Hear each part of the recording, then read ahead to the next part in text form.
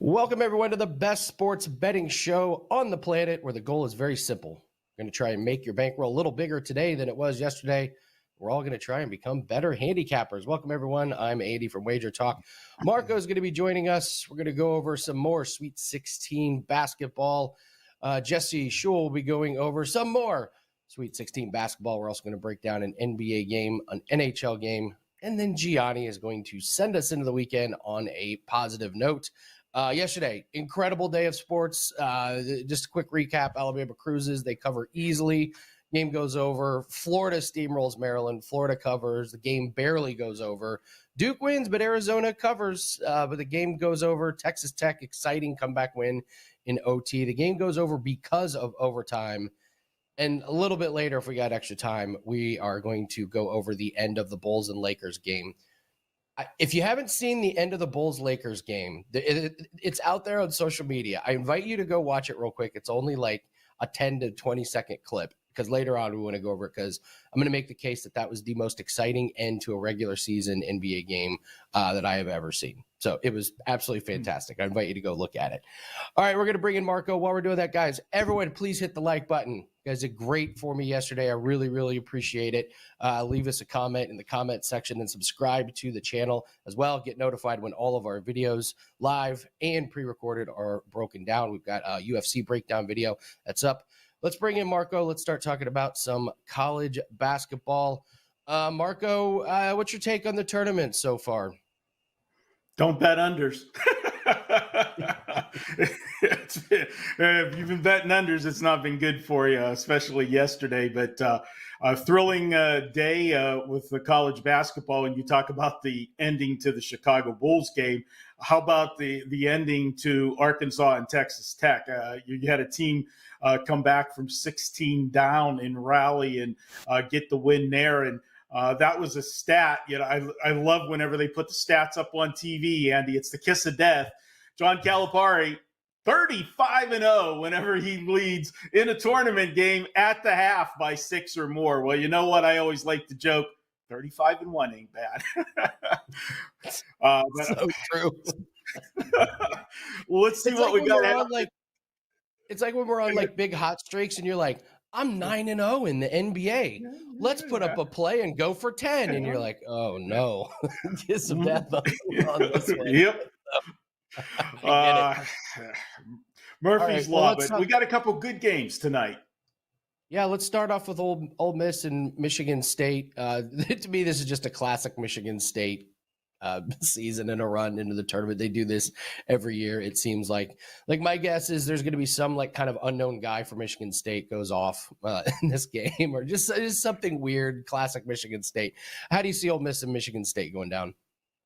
Well, you know, Tom Izzo, it's the same recipe year after year. He plays a tough out-of-conference schedule in November instead of, you know, scheduling a bunch of cupcakes like so many coaches like to do. He gets his team, you know, tournament ready, you know, so that when March rolls around, they're ready to go. And here they are once again, you know, in the Sweet 16.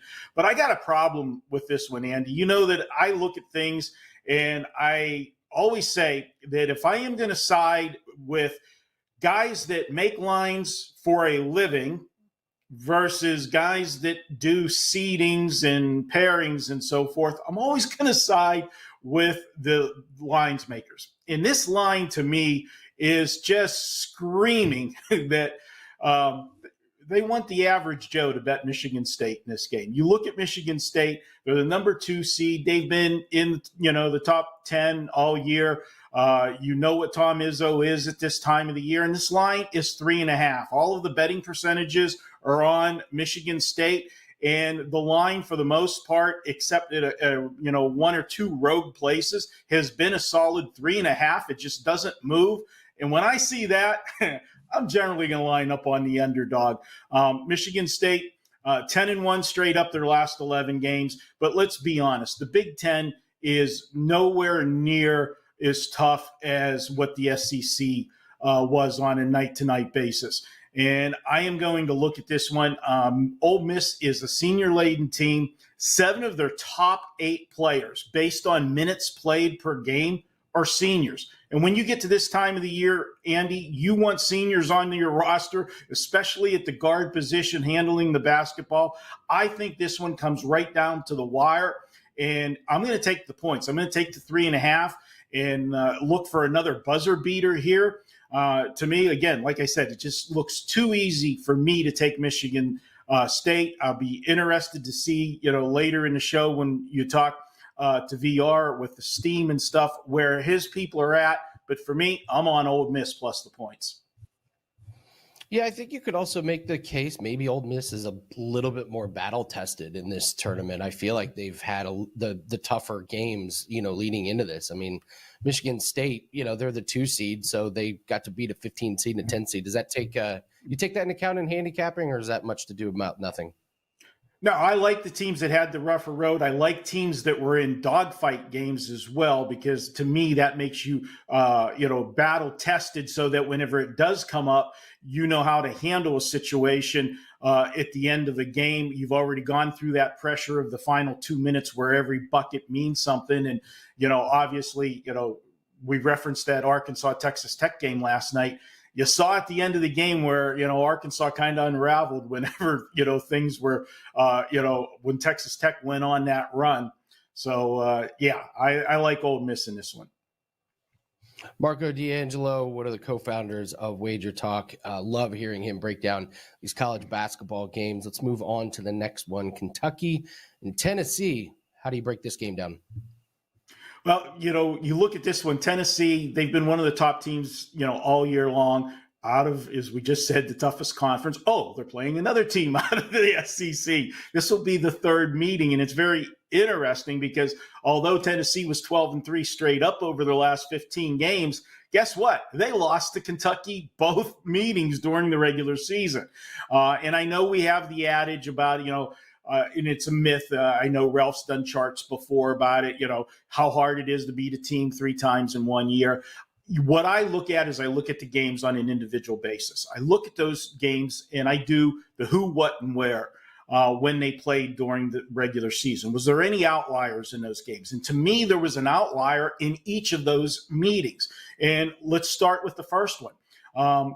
The first loss was on January 28th. Kentucky is a 10.5-point underdog, went into Tennessee and beat Tennessee 78-73. So you can say, all right, well, what can you possibly give an outlier out of that one? Well, if you go to the who, what, and where, and the who was, who did they play the game before? What happened? And then who do they play after that? Well, if you look, that game was immediately following when they played Auburn. Auburn was, number 1 team, number 2 team, basically all season long. They played Auburn the game before, and it was a dogfight, 53-51. You've heard me say, and I learned this phrase, from our, good friend, the late Dave Koken, a team can lose a game twice. When you have a big game and it's a tough game, you come up short. A lot of times the team will come back and they'll be flat in that next game. And that was what I felt happened in that meeting against Kentucky.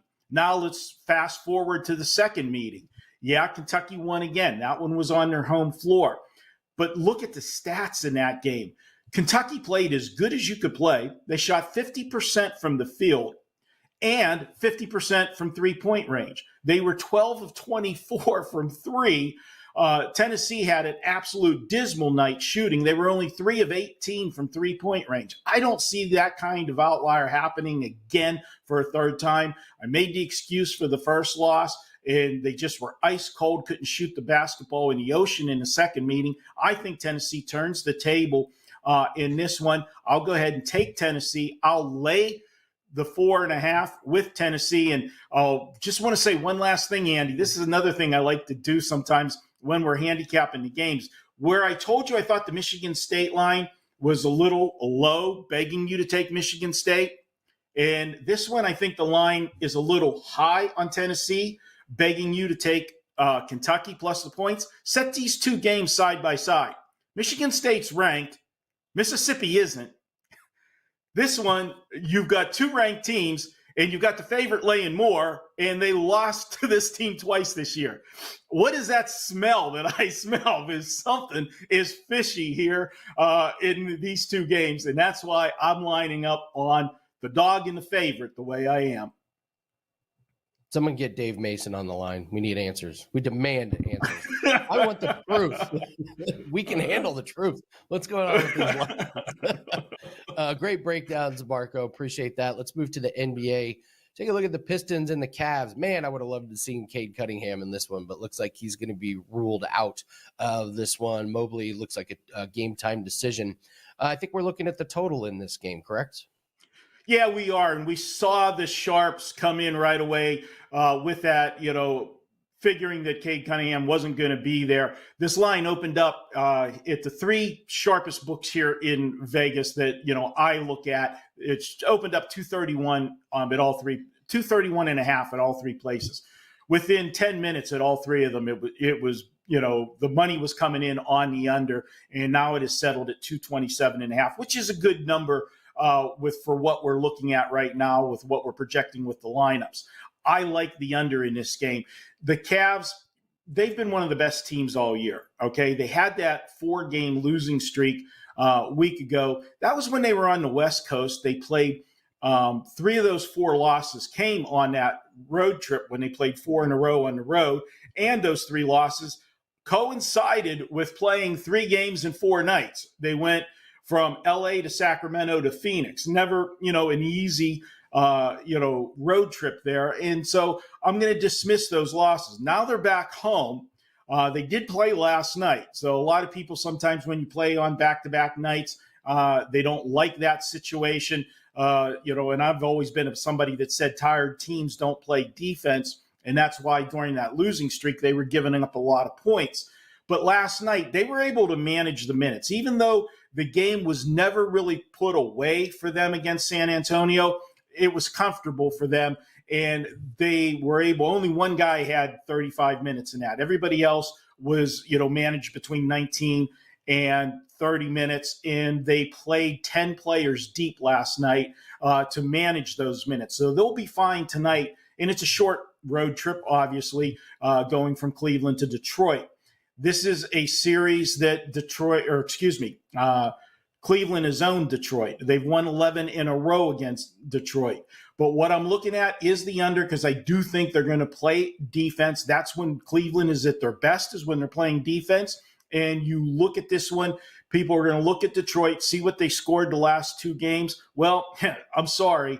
They're not playing New Orleans tonight or San Antonio that plays no defense. They're going to go against a good defense. And history has shown us in this series, going back to 2023, 11 games they've played, these 2 teams. The under is 10-1. I'll ride that streak. I'll go ahead and take the under tonight in this one. That's a pretty amazing streak. 10-1 is not a short or small sample size for the unders on that one. It does make sense, though. Defensive-oriented teams, defensive-minded coaches. So that makes all the sense in the world. Marco, D'Angelo, I know you've got a 7-day pass with a promo code. Tell us about that. Yeah, guys, you can pick up 7 days all access. That's everything I release. You're going to get all of my basketball. All baseball started. You'll get baseball. You'll get hockey, NBA along with the college, and you'll get any bonus plays that I have. And, then tomorrow I think there's a big horse race going. Florida Derby goes tomorrow, so I'll probably have something for that for my all-access clients as well as we get ready and closer to the Kentucky Derby. And that's one of the biggest prep races for the Kentucky Derby. 7 days, normally $99. Use coupon code MD77. That's MD77. You'll get 7 days for $77 all plays. And yes, that will include any 5% plays that sell for $35 by themselves, 24-9 on our last 33 5% plays. Great stuff, Marco. D'Angelo, appreciate it. Good luck on all your plays. And yeah, it's always exciting when we're getting ready for the Kentucky Derby. Marco's on cloud nine. Teddy was on cloud nine yesterday with opening day in MLB. Marco's very excited for the Kentucky Derby coming up.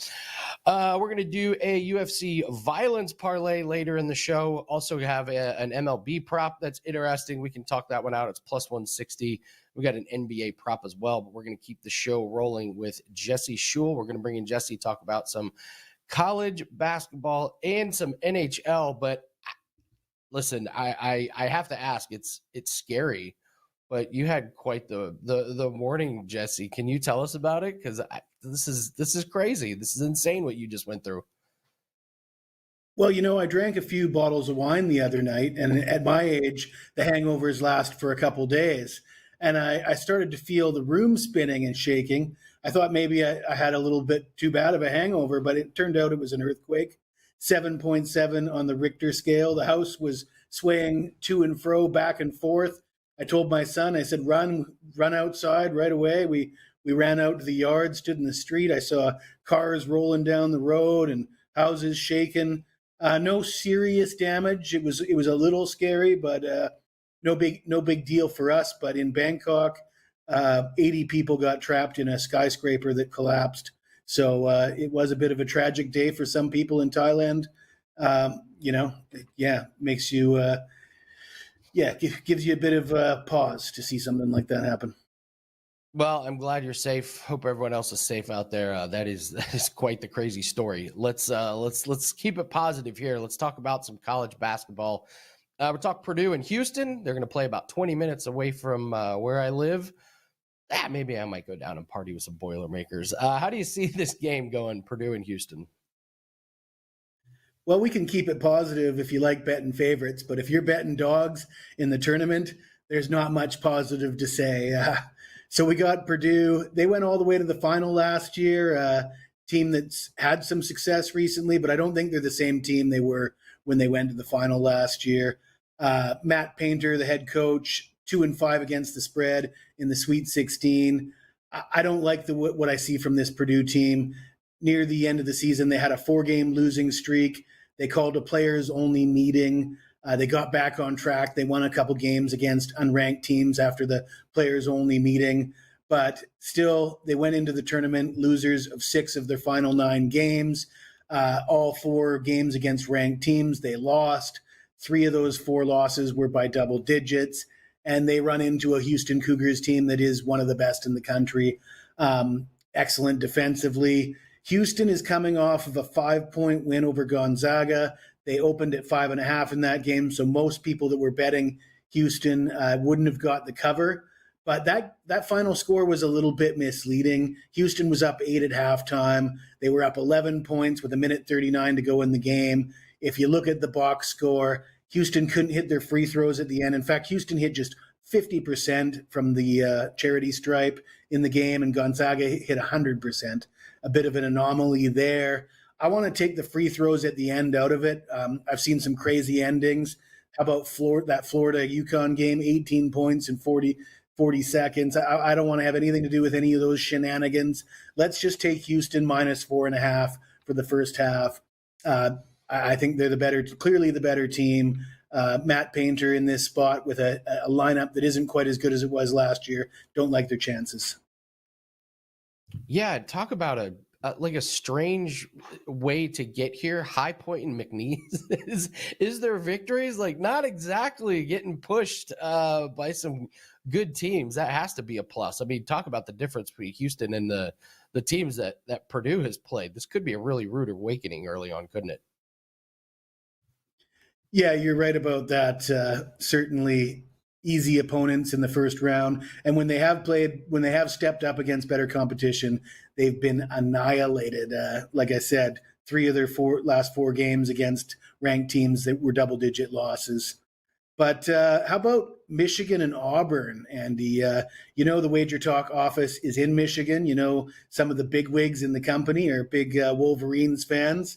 So I'm not going to come out here and tell everybody to bet against the Wolverines.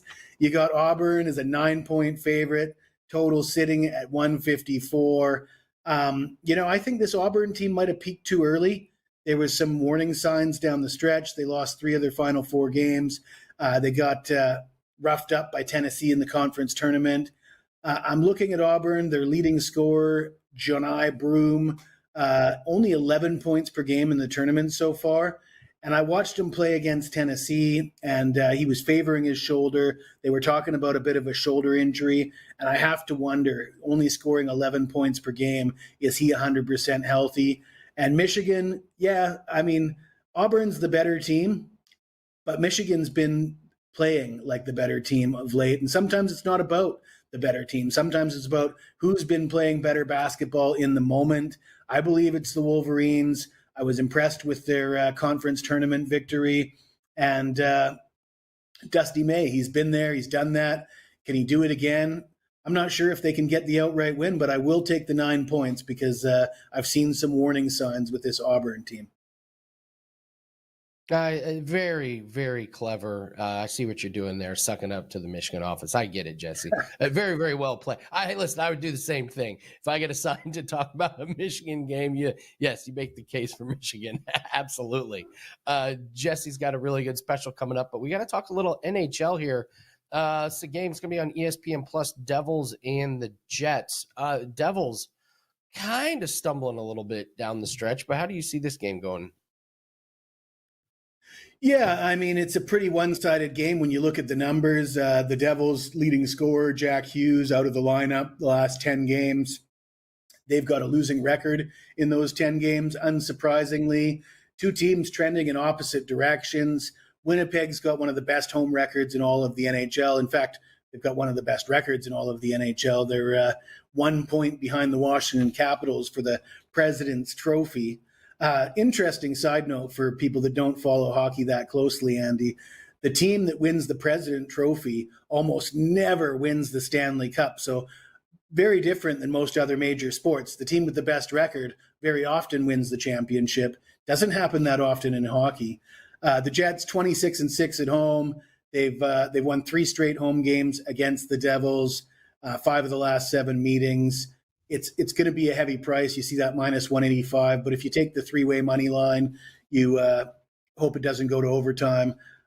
It's the only way I can bet this game is to take Winnipeg on the 3-way money line. I don't know what the price is. I'm going to guess it's going to be in the 115 to 120 neighborhood. Love it, Jesse. You got a lot of great things working out at Sports Memo, and you've got a really, really good promo here. Buy 30 days, but you don't just get one handicapper, you get 2. Tell us about that. Yeah, this might be my favorite promo ever. There's only 2 handicappers in the world, Andy, that are on both of the 2 most prestigious websites in the world, and I'm talking WagerTalk and Sports Memo.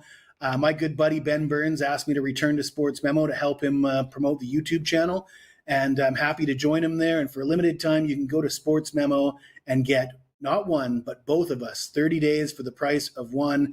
Ben and I have been friends for a long time. Not a lot of people know that. In 1998, we drove a rented Lincoln Town Car to Las Vegas. Took us 24 hours to get there. We got pulled over 2 or 3 times. We watched Karl Malone and the Jazz battle Michael Jordan and Dennis Rodman and Scottie Pippen in that 1998 finals. It was like a scene out of the movie Hangover, but what happens in Vegas stays in Vegas, so I can't give you the details. It does not stay in Vegas anymore. Like, there's too many phones and cameras and pictures. What happens in Vegas? It's on Twitter Everybody now. just gotta knows what happens in Vegas. That's pretty impressive, Jesse. I listen. This has been one of your best segments. You got to pick Michigan, and then you get to compliment the 2 most prestigious sports betting sites, Sports Memo and Wager Talk. Oh, so well done. So well done. So many brownie points for you, Jesse. Thank you so much. And again, man, crazy morning. I'm really, really happy that you're safe and everything turned out okay. Good luck on your plays. Don't forget to go grab that. 1 handicapper is great, but 2, so much better. 30 days of Jesse and Ben Burns. Jesse, good luck to you, brother. Appreciate it. Thanks for having me, Andy. All right, guys, we're going to bring on Gianni in just a little bit. I promised a violence parlay, and that's what we're going to do. We're going to talk about a violence parlay. I believe we hit our peaceful parlay last week, so this is for UFC Mexico takes off tomorrow, and we're going to take a look at two fights I like to not go the distance. First one, Jamal Emmers, Gabriel Miranda. We're taking this one to not go the distance. Gabriel Miranda, probably not that good of a UFC fighter. If he loses this one, he might get cut.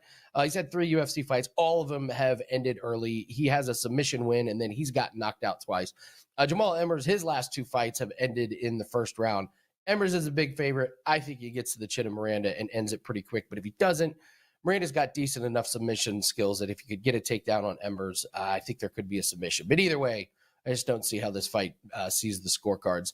And then we're going to go to Drew Dober and Manuel Torres. I'm going to take the under 2.5 rounds. I get a much, much better price. I don't see a world in which this fight lasts very long. You have 2 guys that hit really hard and 2 guys that get knocked out pretty easy. And this is a recipe for a fight to go under 2.5 rounds. First, you got Drew Dober. Listen, the wear and tear of Drew Dober is here. He has 1 win in his last 4 fights, and that win was against a part-time plumber. That's a real thing. He beat a part-time plumber. Other than that, he's been knocked out. His last fight, the doctor had to stop it because he had such a deep cut. And then you got Torres, who in his entire career has been to decision once. Every fight of his is a train wreck in the first round. He has terrible striking defense. He drops his hand. He got knocked out bad by Bahamondes in his last fight. He got dropped twice before he got KO'd. So we're going to take Drew Dober and Emmanuel Torres under 2.5 rounds. We're going to parlay that with Jamal Emmers, and Gabriel Miranda will not go the distance. Okay, I mentioned a baseball prop. This is on DraftKings here. So comment. Let me know if I'm crazy for this one. There is a prop. The Dodgers, the first team to 10 wins, is plus 160.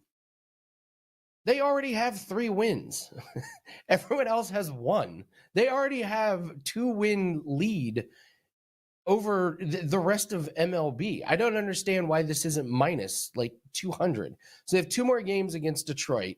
I guess it's because they have 3 games against Atlanta and 3 road games against Philly after that. Those are tough games, but then 3 at Washington and 3 home to the Cubs. This is like the unanimous best team in all of MLB. They already have 3 wins, and we're getting plus 160 on them to be the first team to get to 10 wins. This price really doesn't make a whole lot of sense to me. So I'll happily take this plus money as a little bit of a sprinkle. I don't know. Maybe they struggle against Atlanta and Philly, but what if they get 3-4 wins out of that series? I think they smoked this one.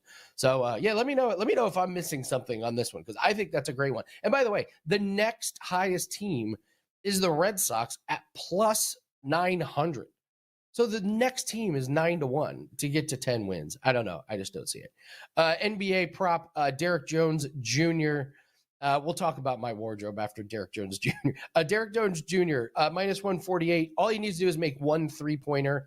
Listen, he's made 1 in 5 straight and 11 out of the last 12. He's shooting 48.2% from 3 the last 10 games. He only needs to make 1. He does not need a whole lot of attempts on this one. So I would look for Derek Jones to make 1. All right, so I've gotten a lot of questions and comments about my shirts. Okay, so first off, I went from my hoodies to the collared shirts for 2 reasons. First, it's getting hot. that's the very first reason, is it's getting hot. The second is, I don't know, when I'm a guest, it's a little bit more casual, like you wear the hoodie, but when you're hosting, I feel like you need to bring a little bit more class to the table. So I went ahead with the collared shirt. I like these. I've gotten good feedback, but yes, when I'm on the different videos, yes, I will break back. I will get back to the hoodies. I'd wear them on all the other ones. So, but I appreciate all the comments on the shirts here. So we have now entered the portion of the show where Andy's trying to kill time as Gianni tries to log in. So I have to talk about the NBA game last night, the Bulls and the Lakers. I have seen some insane endings in NBA games. Most of the time they're in playoffs. So I'm making the case that last night, Bulls-Lakers was the greatest ending to a game in the regular season in the NBA. You have the Bulls that are down, but the Lakers have the ball. LeBron throws this completely lazy, ridiculous inbounds pass. Giddey, which, by the way, that trade is working out beautifully for Chicago. Giddey steals it, gets it to Kobe White. White drains the three to go up. Lakers get the ball. They're trying to get the ball to LeBron. Luke instead inbounds it to Reeves. Reeves with a sick layup. Bulls have no timeouts. Giddey inbounds, gets the ball back, shoots it from half court and drains it, and the place goes bonkers. I'm just like, I can't think of a regular season game that was that more exciting. The only one that comes to mind is the Oklahoma City Thunder way back when they played Golden State and Curry hit a monster three at the end. That was when Westbrook and Durant were still there. So that's the only regular season ending I can think that was better. If you guys have any more suggestions for the best ending to an NBA regular season game, I would absolutely love to hear it. So, Dan, can you jump on here real quick? Yeah, what's up, Andy? So we're waiting for VR. You know, VR is a man who waits for no one. But Gianni will be here soon. So Andy, whenever you hop on here, we always end up seeing a couple comments in the chat as folks who might not know part of Andy's team of plays that you get, which I think is awesome. He has a whole stable of handicappers. I'm his lacrosse guy, right? I'm wearing my lacrosse gear right now, and VR just joined us, so we'll get to him in a second. But play for you tonight, Andy. We'll just hit it for him real quick. It starts at 7:30 Eastern. It's Bucknell versus Lafayette. This Lafayette team always struggles when they're playing in Patriot League, but this year they're coming fresh off of a win against Loyola, Maryland. They have never beaten Loyola, Maryland. They beat them by a goal. I think they got a lot of wind in their sails. It's Alumni Day. What we're doing is we're taking a money line play. We're not laying the 1.5. Lafayette against Bucknell tonight, -135, a little juicy, but I think this thing should be more like -160. I think they get the win tonight. They keep rolling in Patriot League. So an apropos lead-in for our man VR, who will kill the books in cricket and in whatever comes across his desk, is a lacrosse money line play for you. Lafayette -135. It's available at pretty much every book you can find. Yeah, Dan is part of our crew. We've got cricket action going right now. We are in action in NBA. MLB season is here. The NBA run is incredible, 40-17. We did take a rare loss last night, but we're back into action tonight. We have a 3-month special that is up, wt.buzz/AL. Listen, our job is to make money. I don't really care about betting the exciting games. I'm looking for edges, and that's what we've done. Out of the last 17 months, we have turned a profit in 14 of those, including all 3 months this year. We're going to be profitable again in March. So we're doing a 3-month special. I designed this special specifically for this time of year. It's warming up. Our bankrolls are getting better, so we're celebrating. You get 30% off a 3-month pass. That includes every play from our stable of handicappers. We've got 5 guys working for you. So you're not getting just one handicapper, you're getting 5. The proof is in the pudding. The proof is in the bankroll. These are plays that we bet with our own money. This is what I use to build my bankroll up. We are up 65 units this year. We were up 127 units last year and 93 units the year before that. So you want long-term success, we can show you that. You want short-term success, we can show you that as well. But don't miss out on these specials. This is a fantastic special to get 3 months of all sports at 30% off, wt.buzz/AL. And it's going to start with a 5% UFC play tomorrow that we have locked and loaded. All right, let's bring in Gianni. Gianni, good to see you. Happy second day of MLB season. Listen, I got to bring up, we talked about the Phillies and the Nationals yesterday. There's a lot of people that are like, I made a great bet because the Phillies won, but took them 10 innings to get it done. I was thinking of you when I saw that, and actually someone left a comment in the comment section. They were like, Johnny was on it, man. Nationals up 1-0 in the game. So I was thinking of you, chuckling to myself about people thinking they made great bets on that, right? Yeah, I avoided that pitfall. The home dog that I took was Miami, and they were actually losing when I looked at the score. And then I found out this morning they ended up winning 5-4. That was actually my 4%. I just thought that line was just way out of whack. So it was a good first day of baseball, avoiding some of those pitfalls that I know a lot. I told you the Angels were getting bet. That was a huge parlay road favorite that didn't get the money. You got to be caught again in baseball. It's a money line sport. And we just think, you pick the winner, you pick the better team, and you're going to make money. But just like the spread is the great equalizer in point spreads, the money line is the great equalizer in money line bets. And even if you win 2 out of 3, if your average closing line that you're betting is minus 250, you're going to lose money. That's just the bottom line. You could win 2 out of 3 bets and lose money if the money line is higher than the implied win.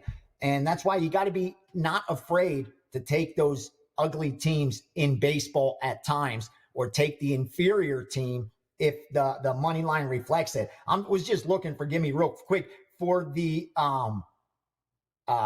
lacrosse play just released, because right now I could bet Kentucky high school basketball. I could bet surfing. I could bet bull riding, handball. I'm looking at, like, cricket, obviously we know, but futsal. What is futsal? F-U-T-S-A-L. They have one in Spain, they have one in Italy, and they have one in Portugal. I could bet darts. I know that's your thing. Here's lacrosse. He said Lafayette, right? Yes. Dan is fantastic. Dan is absolutely fantastic at lacrosse. He really is. Get some action. I don't know anything about lacrosse, but if that's his sport, those are the kind of markets you could do some damage. Yeah, he is the king of betting on the most disgusting teams you have ever seen. Like, teams that can barely field a full team, but they're getting 20 goals. And they're going to lose 18-3. I learned that young. I had the privilege of working for, different betting syndicates. That's how I kind of broke into it. And I wanted the Monday night game. I wanted the Sunday night game. I wanted Thursday night action. And I learned real early on that those aren't where you're going to make your most money, because those aren't where the edges are going to be greatest. It's like right now that we see in college basketball in the tournament, this late in the season, with that much data at the fingertips of odds makers, the lines are really tight, which is why you even see a lot of the betting syndicates disagree with each other once the line moves a little bit. You know what I mean? We saw that in Kentucky and Tennessee.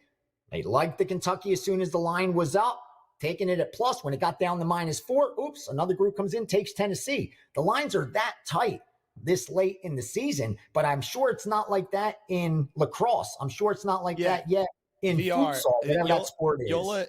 You'll appreciate this story. So just real quick, when Camby was still helping make the lines for DraftKings, I had a buddy who he was the baseball guy over at Camby, and in the cubicle next to him, they had the guy who was making lacrosse lines, and he goes, "You got my buddy fired." He goes, whatever your account was that was dropping in these lacrosse plays, my guy who is the cubicle buddy with me, he was like, "You know more than the guy making lines here for Camby, and you got the guy." Dude, that's why I tell. I knew you could appreciate that, BR. I get it asked all the time. Like, they'll recognize me at the casino and stuff like that, and they always ask me, "How do I get into the industry? How do I break into the industry?" And I tell them always the same thing. First, decide what side you want to be on. Do you want to be on the side of the bettor or the house? My recommendation is to be on the side of the house. Your life's going to be a lot easier.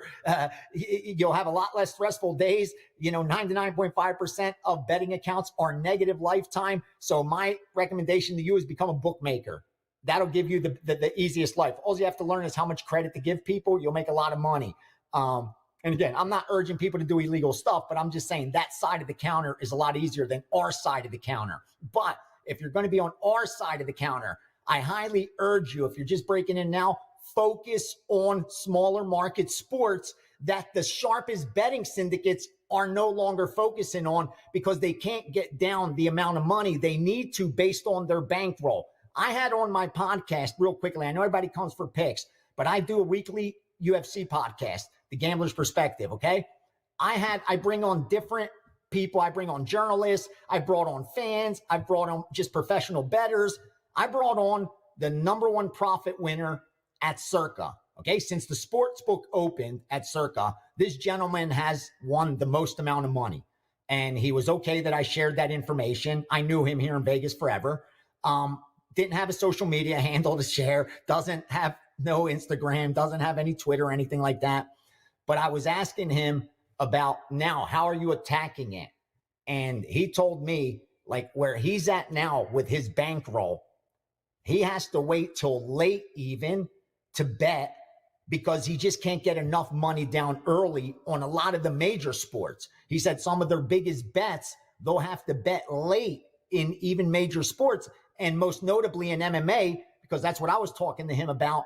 And he said, yeah, a lot of times I'm making my bets while they're walking to the octagon, sometimes, an hour before the fights start, because that's when the limits are greater and I could get money down. So I'm willing to give up some of my edge to get more money. And that's how I cover for the edge. Because you could either take advantage of edges and spread your money, bankroll out, bigger edges, spread it out and, make money that way, or big money on smaller edges.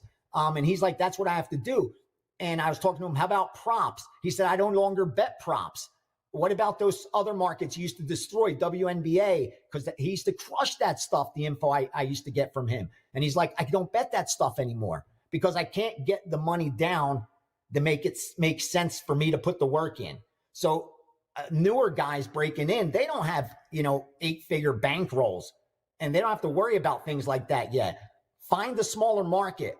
Learn more about it than the odds maker does. You'll make a ton of money.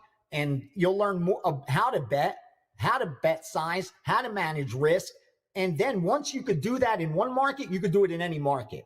It's like I tell people with bankroll, if you can't make money with 1,000, you're not going to make it with 100,000. Do yourself the favor. Lose the 1,000 at a time. Don't try to save up the 100 grand and then say, now I'm going to do things the right way. Because if you can't win with a dime, you can't win with 100 dimes. That's what I learned the hard way myself. I say, when I save 20,000, I'll start betting just 1% of my bankroll or something like that. If you can't have that discipline with 1,000, you're not going to have it with 10,000. But getting back to that, I love I tell them, be a specialist, be a specialist, be a specialist. That's the easiest way for you to actually become plus EV, because you ain't going to beat those guys to NFL, dude. You're just not going to do it. You're not going to beat those guys even in college football, college basketball. The information that they have at their fingertips, the amount of people they have working for them, the algorithms that they have running, it's just so hard to get ahead of these guys and get down, and get good numbers. Let's talk a little UFC here, Gianni. Our guy Ronaldo Rodriguez. I don't know if you saw, he missed weight today. No. And it looked awful. Like our guy did not have a good weight cut, sadly. So we'll see if that fight even takes place based on how he looked this morning. How are we looking at with UFC action before tomorrow's card? Yeah, and the line doesn't even really reflect it that much. I mean, it is 145 from 150, but it isn't that big of a move that you would think, because usually it will reflect when someone doesn't look all that well.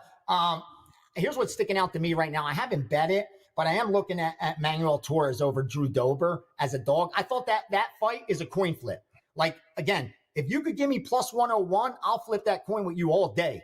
I know I'll lose a handful of bets, but I know I'm getting the best of it. There's no argument there. As long as the quarter isn't fixed, I know if I'm getting plus 101, 102, 103, 104, 105, I'm making the best bet possible. And I think in Dober and Torres, that is as much of a coin flip as you can get. Yes, Dober has the better strength of schedule, but it's on his losses. Like, he's got more impressive losses. He lost to Makhachev. He lost to, you know what I mean?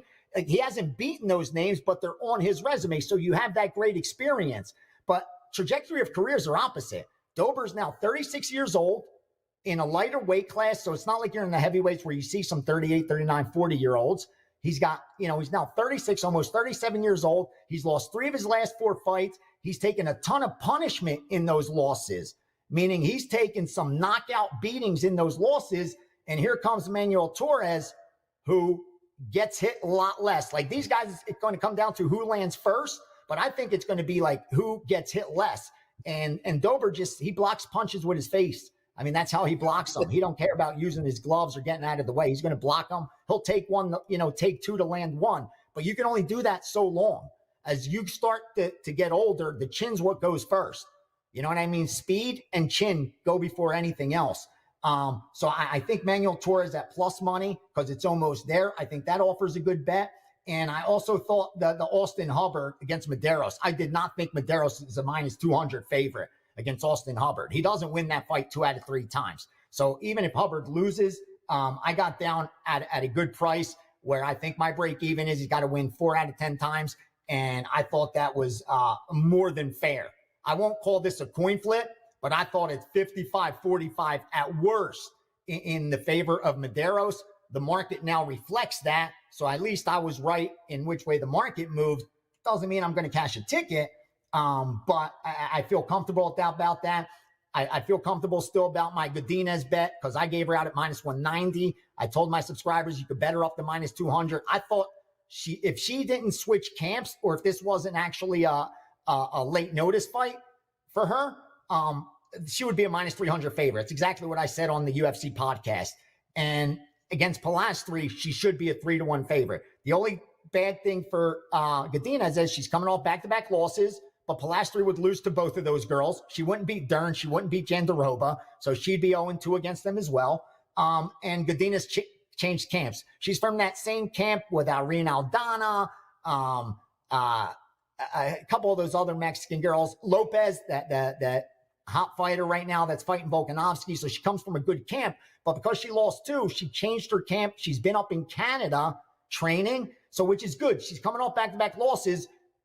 She's got experience. So you want something fresh. That's a good sign. I don't think that's a bad sign. And she's going back to Mexico City a week early to acclimate with the high altitude. So I like Godinez, and now she's up to -270, 280. So the market reflects that there. And I think Urseg's live, bro. I think Urseg's live against Moreno. I don't think Moreno should be 260. What do you think? He shouldn't be. It's one of those where he should be -260, but I think he wins. I think Urseg's just got this. His career trajectory has been so strange. Like you debut against Dvorak, and then a couple fights later you're fighting Pantoja. For a title? And I wonder if for a title out of nowhere. And then I think Moreno wins that, especially if he grapples. He's got to grapple. If he grapples, Urseg's takedown defense isn't there. If he puts him on his back, he wins this fight. But I just don't think he should be that big of a dog. And I get it. Moreno in Mexico City in a main event. What's not to love? But I just think that line's gotten away from people. It opened 185. And if you're betting it now at 260, what were you waiting for? Like, you didn't like him at -200? You didn't like him -210, -220, 230? Now you like him? You waited till 270 to like him? That to me doesn't make sense as a bettor. I have the under in the Torres Dober fight. I'm with you. I talked about how Dober's one win is against Ricky Glenn, who's a part-time plumber. It's not good. And I also like your Medeiros pick. Fading these older guys from the Ultimate Fighter has been a cash cow. These guys are not ending well there. So I'm with you on Medeiros, and I'm with you 100% all in on Loopy. Before we get going, do you have any take on some of the opening lines? The first 2 games in college basketball. Has there been any action on that? What I see, Florida -6.5 and Duke -6.5 against Alabama. Anything of note there? No. Alabama's getting the money. No surprise. It's recency bias. What did we see last? Alabama looked like a killer. They went out there. They put up 100 points. It was the only game people were really watching. People were focusing on Florida and Maryland as well. But what I mean is there were only 2 games on at a time. There wasn't 4 games, 5 games, 6 games. So you're watching them destroy. You're watching them hit 3-pointers. You're watching their athleticism. You're seeing their length. You're seeing that they're capable of beating anybody. So when the line came out, I wasn't surprised to start seeing the public money taking the Alabama side. But keep in mind, it opened 6 and got laid right away. So sharp bettors disagree. And I'm someone that has a future on Alabama. So I would like to see Alabama beat Duke. But that's going to be a tough task. That will be a tough task because they're coming off on one of their best games. Like you can't sustain that. When you're hitting 3-pointers like that, it's unsustainable. I'm hoping they could do it in the short term and do it again against Duke and beat Duke. So my future's alive, but I don't like the kind of game they're coming off of. You're never as good as you look or as bad as you look in any one week. Give a testament to Marco, who always used to remind me of that. So I think Alabama just looked a little bit too good, and I worried because I have that future where I feel better about Auburn because everyone underestimating Auburn. They're betting Michigan tonight. Like Michigan's live. They're money lining Michigan tonight. Like Michigan should beat Auburn. Auburn peaked too early. That's what I keep hearing. That's the narrative. As far as Florida, Texas Tech, this one's a little bit more split. Texas Tech broke some hearts last night, at least of the sharp bettors, because Texas Tech was one of those steam plays, just like BYU. Dave Mason came on, shared the BYU sharp side, shared the Texas Tech sharp side. Neither of those got the money last night, but the public was opposite of the Texas Tech side, and they cashed the ticket. They took the plus money and the plus 7 points or what have you, 5.5, 6, and they got the money. So now you're seeing two-way action with Florida. Nothing sharp either. Nothing on the total really moved. Nothing on the side really moved. It opened 6.5, still sitting 6.5. I think that's a game you want to book. You're going to get good two-way action. I think the line's pretty much right where it should be, where Florida should be about a 6-point favorite over Texas Tech. Both of them offensively top 5. It's defensive side of the ball that Florida's way ahead of them. I barely have Texas Tech top 40 defensively, where I have Florida top 10 defensive team. That's going to be the difference maker. Texas Tech will be able to score with them, but can they stop Florida? That's the problem.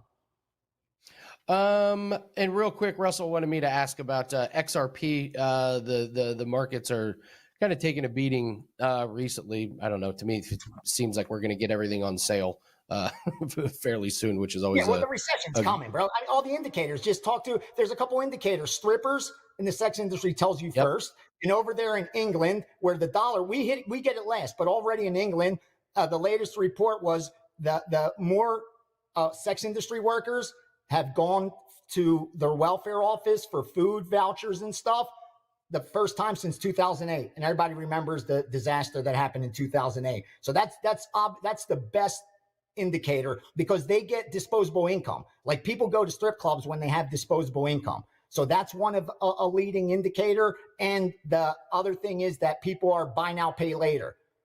That when that started in 2019, the first year, that company that started it, they did $2 billion worth of action. Now they're doing $20 billion worth of action a year. That means people don't have money. And we have the highest default of auto loan not being paid.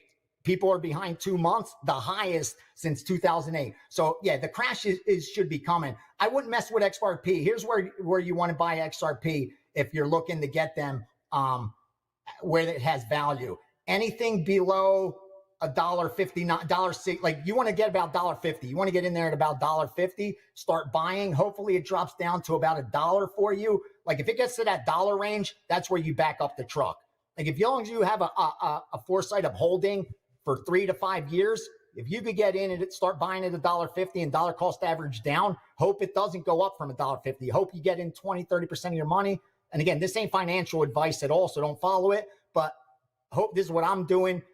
I have a buy order at 150. I have a bigger one at 130. I have a bigger one at about 115. And I have the biggest one at about $1. I don't know which ones will fill, but that's how I'm looking. That's how I always do it. I put in limit buys and hope that the market comes to me, not me going to the market. You never want to chase it. That's when you're buying tops and selling bottoms. You want to already have your limit orders and already expect the trade to go against you. So you start backing it up. Like, always expect your trades to go against you, and you'll do just fine. Once you start thinking they're all going to go your way, that's when you get in trouble. Dollar cost average, hold crypto for 3 to 5 years minimum, have that outlook and actually follow through, and you'll do just fine. It's free money. It's the future. Love it. People have to think about it. Love it. Thank you so much, Gianni. That's great. Tell everyone what you have going on. I know you got a super busy weekend here at WagerTalk. Oh, yeah. I got a package up for MMA. I got a package up for Friday college basketball, coming off a losing day in college basketball. Hope we bounce back. Baseball we have throughout the weekend, and more importantly, in an hour, free steam room. Come through. We'll talk about all the sports going on. We'll talk about the blackjack course, which we've now done 2 classes, and I introduced them to the count they're going to lose. They're going to use, which now putting them on their way. I got them the first week. We focused on the foundation and making them break-even players, how to become a break-even player. Now they're learning how to become a winning player, have the edge in your favor on the game. So I'm having so much fun with that. We'll review year-to-date results and just answer all the questions that you guys have and see if we can make some money in all these markets where we got action this weekend. Love it. There's nobody like him. You truly are one of a kind, Gianni. Love it so much, and thanks so much, brother. For best of luck to you this weekend. I appreciate it. 5% UFC play goes off 3-month special is up at wt.buzz. More importantly, hit that like button, leave us a comment in the comment section, subscribe to the channel. Good luck on all your plays. Remember to protect those bankrolls. Be conservative with some of the bets. You don't have to bet every single game, especially just because you're watching college basketball. Let's do this again Monday. Hopefully bankrolls are a little bit bigger on Monday than they are today. Good luck on your plays, and we will see everyone later.